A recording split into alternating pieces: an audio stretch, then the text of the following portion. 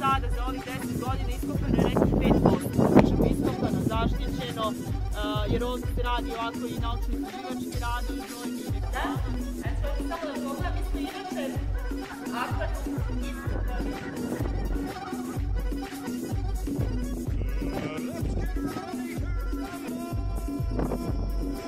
Onda ulazimo u ovaj centralni deo i verujem da ovaj centralni deo bio zadužen ovako što su bili robovi koji su ih masirali, mazali njima, radili vežbe, hranili se, znači tu je onako vino, za odmor, za nastavu.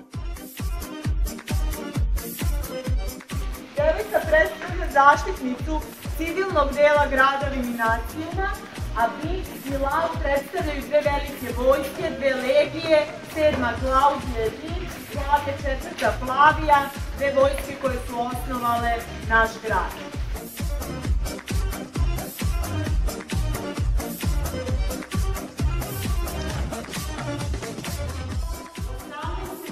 Imperatora koji su rođeni na prostoru zemlje Srbije. Znači, naša, da kažem, prostor naše zemlje izrodio je čak 1/4 rimskih imperatora.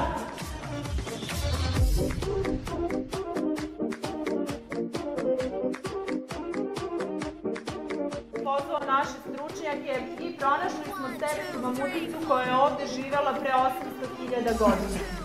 Inače, naših stručnjaka bila je visoka oko 4 metara, duga oko 5, kažu da je težila između 9 i 10 tona. U ovom parku imamo 6 različitih svetličnih mamuta i trenutno smo najveći mamut parku u Evropi.